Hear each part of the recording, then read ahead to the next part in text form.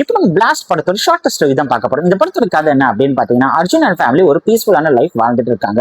அவர் ஒரு கராத்தே மாஸ்டரா இருக்காரு. அப்படியே ஆப்போசிட்ல ஒரு ஆஸ் யூஷுவல் கார்பரேட் வில்லன் ஒரு ஊரையே அழிச்சு உலகில போடணும், அதை பயங்கரமா சம்பாதிக்கணும் அப்படின்னு யோசிக்கிறான். இவங்க ரெண்டு பேருக்குள்ளயும் சம்பந்தமே கிடையாது. பட் ஒரு இடத்துல அவங்களுக்குள்ள ஒரு சம்பந்தம் வந்து ஒரு ஸ்பார்க் ஆகுது.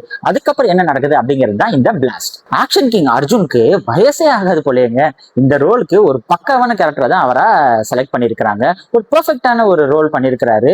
த்ரூ அவுட்டா ஒரு பயங்கரமான கம்பேக் கொடுத்திருக்காரு அப்படின்னு தான் சொல்லணும். பிரீத்தி முகுந்தன் தான் இந்த படத்தோட மெயின் ஹீரோ அப்படின்னு ஒரு சில சீன்ஸ்ல கண்டிப்பா தோணுதான் செஞ்சுச்சு. என்னப்பா ஒல்லியா இருக்காங்க, இவங்க போய் எப்பா சண்டை போடுவாங்க அப்படின்னு யோசிச்சா அந்த ரோல் எல்லாம் எடுத்து கரெக்டா ஆக்ஷன் சீன்ஸ் ரொம்பவே சூப்பரா பண்ணியிருந்தாங்க. ரொம்பவே ஒரு பக்காவான பெர்ஃபார்மன்ஸ் தான் கொடுத்திருந்தாங்க. அபிராமி இந்த கேரக்டருக்காகவே வந்து தன்னோட வெயிட் எல்லாம் குறைச்சு சண்டையெல்லாம் கத்துக்கிட்டு அவங்க பயங்கரமா ஆக்ட் பண்ணியிருக்காங்க.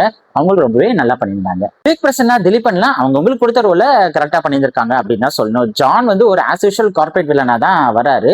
அர்ஜுன் சிதம்பரம் அப்படிங்கிறவர் ஒரு இன்ட்ரெஸ்டிங்கான வில்லனா வராரு. இந்த படத்தோட மியூசிக் டைரக்டர் ரவி பஸ்ரூர். அவர் கேஜிஎஃப் அண்ட் சலார் படத்துக்குலாம் மியூசிக் பண்ணவர். இந்த படத்துக்கு ஒரு பவர்ஃபுல் பவர் பேக்ட் மியூசிக் தான் கொடுத்திருக்காரு அப்படின்னு தான் சொல்லணும். ஆக்ஷன் சீன்ஸ்க்கு இவர் போடுற பிஜிஎம்லாம் வந்து ரொம்பவே நல்லா இருந்துச்சு. இந்த தியேட்டரிக்கல் எக்ஸ்பீரியன்ஸ்ல கண்டிப்பா ஒரு செம்ம ஃபீல் கொடுத்துச்சு. இந்த படத்தோட டைரக்டர் சுபாஷ் கே ராஜ். அவருக்கு இதுதான் ஃபர்ஸ்ட் படம். பிரதீப் ரங்கநாதன் கிட்ட அவர் அசிஸ்டன்ட் டைரக்டரா ஒர்க் பண்ணிருக்காரு. கதைன்னு பாத்தீங்கன்னா ரொம்ப புது கதைலாம் கிடையாது. ஒரு ஆஸ் யூஷுவல் ஸ்டோரி தான். பிளஸ் லாஜிக்லாம் வந்து இந்த படத்துல கொஞ்சம் நம்ம மறந்துடணும். பட் இருந்தாலும் ஸ்கிரீன் பிளே வந்து ரொம்ப இன்ட்ரெஸ்டிங்கா எடுத்துட்டு போயிருந்திருக்காரு அப்படின்னு தான் சொல்லணும். எங்கெங்க காமெடி வேணுமோ அங்கெல்லாம் வச்சிருக்காரு, எங்கெங்க ஆக்ஷன் வேணுமோ அங்கெல்லாம் கரெக்டா அவரு வச்சிருக்காரு. ரொம்ப ஓவர் டூ பண்ண மாதிரி இல்ல.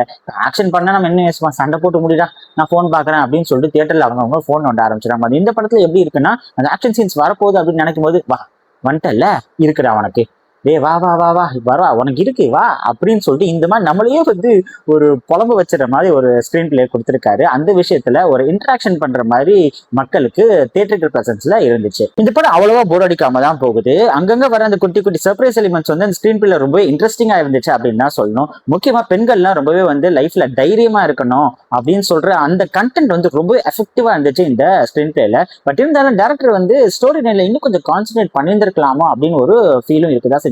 கிளைமேக்ஸ் முன்னாடி திடீர்னு ஒரு மாண்டேஜ் சாங் போடுறாங்க, எதுக்கு போடுறாங்க என்னன்னு தெரியல.